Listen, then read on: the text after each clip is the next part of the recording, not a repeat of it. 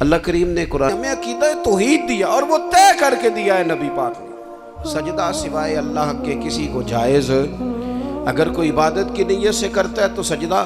اللہ تبارک و تعالیٰ پیدا نہیں ہوتا، مالک تو ازلی ابدی شانیں رکھتا ہے، اس لیے عقیدہ توحید۔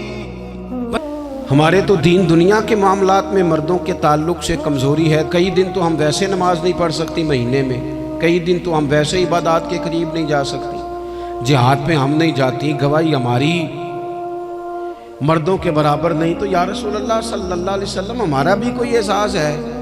تو حضور نے فرمایا جب بیٹیوں کے معاملے میں آزمایا گیا اور جس نے پھر ان کے ساتھ اچھا سلوک کیا، اپنا حضور کا عمل یہ تھا کہ حضور کی بڑی صاحبزادی سید کا بڑے سے بڑا درد دل رکھنے والا بندہ یہاں تک نہیں جا سکتا جو میرے رسول کریم نے بیان فرمایا۔ کہتے ہیں نبی پاک علیہ السلام فرمانے لگے، بشیر بن عقبہ تھی، فرماتے ہیں میں کئی سال کھاتا رہا، 1 کلو کھجوریں تھی پر ختم ہی نہیں ہوئی، 21 کھجوریں حضور نے دیں۔ حضرت معاذ بن جبل رضی اللہ تعالی ہے کہ انہوں نے یہ سمجھا ہے کہ دولت شاید موج کرنے کے لیے ہمیں دی گئی ہے، ہم طرح طرح کے کھانے کھائیں، طرح طرح سے چیزیں اوڑے، طرح طرح کے معاملے کی کھجوریں تھیں۔ حضور بس فرمانے لگے 1 کلو میرے بچے کھائیں گے اور کلو مدینے کے غریب بچے کھائیں گے۔ رو رہی ہو، عرض کرنے لگی یا رسول اللہ صلی اللہ تعالی علیہ وسلم میں فلاں آدمی کی کنیز ہوں، نوکرانی ہوں، اس نے آٹا لینے بھیجا تھا 2 دینار کا، وہ 2 دینار گم ہو گئے، حضور نے 2 دینار اسے عطا کر دی، وہ دیے تو پھر رو رہی تھی۔ فرمایا اب کیوں روتی ہو؟ کہنے لگی یا رسول اللہ ڈرتی ہوں دیر بڑی ہو گئی یا مار ہی نہ پڑے۔ تو حضور نے فرمایا چل نہ میں تیرے ساتھ چلتا ہوں۔ حضور ان کے گھر گئے، وہ اہل ایمان کا گھر تھا جن کی وہ کنیز تھی، جا کے کہا السلام علیکم، اندر سے جواب ہی نہیں آیا، پھر فرمایا السلام علیکم، کوئی جواب ہی نہیں آیا۔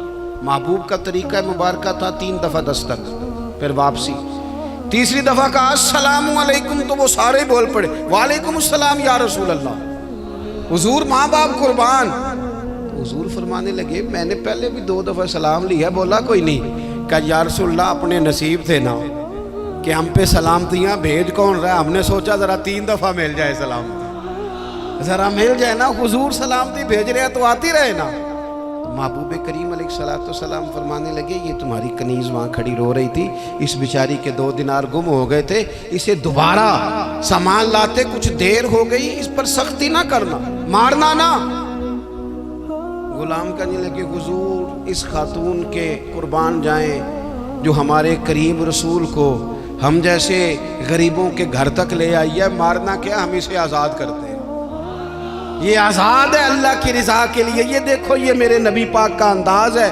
حضور نکلے تو جناب عبداللہ ابن عمر فرماتے ہیں رسول کریم فرمانے لگے شکر ہے اللہ تعالیٰ کا، 10 دینار تھے، ایک انصاری نے بھی قمیض پہن لی، میں نے بھی قمیض پہن لی، اور رب نے کنیز کو۔ جو ایام ہے عید میلاد النبی کے، ان ایام میں بالخصوص ہمیں غریبوں کے ساتھ، یتیموں کے ساتھ، بیواؤں کے ساتھ، مساکین کے ساتھ، لاچاروں کے ساتھ اس لحاظ سے زیادہ مدد کرنی چاہیے کہ میرے رسول پاک انہی کے لیے تو زیادہ رحمت بن کے آئے، انہی کا تو محبوب نے خیال زیادہ فرمایا، انہی کے بارے میں تو ہمیں تلقین زیادہ فرمائی۔ وہ اپنے پرائے کا غم کھانے والا، مرادیں غریبوں کی بھر لانے والا، مصیبت میں غیروں کے کام آنے والا، وہ نبیوں میں رحمت لقب پانے والا۔ تو نبی پاک علیہ السلام کے غلاموں یہ ہمیں سیکھنا ہے، اس پر ہمیں عمل کرنا ہے۔ اللہ کریم کی بارگاہ میں دعا ہے اللہ ہماری حاضری کو قبول فرمائے۔ آخر دعوانا ان الحمدللہ۔